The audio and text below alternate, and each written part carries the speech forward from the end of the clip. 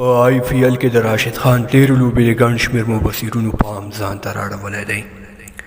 د فری هیټ یوټیوب چینل خوږو لیدونکو السلام علیکم. ستړي مشئ، تمه ده چې روغ او جوړ به واوسئ.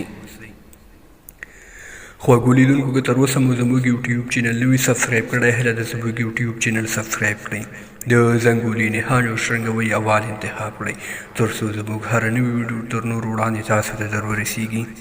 په آی پی ایل کې د راشد خان تیرو لوبې د ګڼ شمېر مبصرینو پام ځان ته رااړولی دی.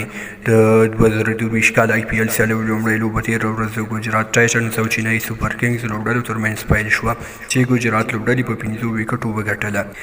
د دې سیالۍ د غوره لوبغاړي جایزه راشد خان ترلاسه کړه. راشد خان په دې سیالۍ کې په 4 راوندونو کې 26 منډې ورکړې او 2 مهم لوبغاړي وسوځول. نوموړي په توپ وهنه کې هم په 3 بالو 10 ناسوځېدلې منډې ترسره کړې چې په لومړي بال یې ستره شپږیزه ووهله. له دې کارنامې وروسته راشد خان په سوشل میډیا کې په پراخه کچه وستایل شو. ایمز ډوني په یو خبري کانفرنس کې وویل، موږ پلان لرل چې له 200 پورته منډې وکړو، خو زموږ دا پلان راشد خان خراب او لوبډلې تس نس کړه.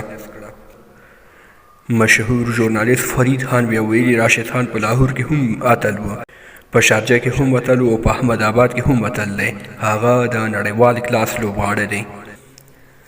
پاکستانی مبصر آصف نواز بیا ویلي، راشد خان په هر ډول جرسي د نړۍ په هر ګوټ او هر لوبډلې کې یو نوموتی اتل دی.